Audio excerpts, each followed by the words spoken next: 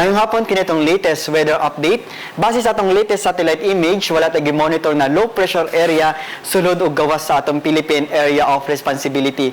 Kining northeast monsoon or amihan na nakaapekto sa may Luzon, kasama na ang Visayas.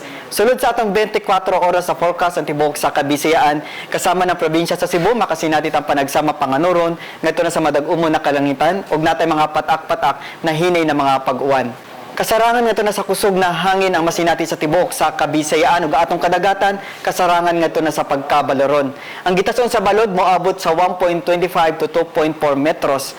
Ang dagat muhuna sa 1:37 karong kadlawon ug motaob sa 6:12 sa gabii na gitason na 1.3 metros. Ang adlaw mo silang sa 6:03 karong buntag ug para sa atong mga dugang detalye, mobisita ta sa atong mga official social media account sa atong official website sa www.bagong.pag-asa.dust.gov.ph. Gikan diri sa Pag-asa Mactan DOST ug para sa Balitang Bisdak, kini si Jomar Clarino, maayong hapon.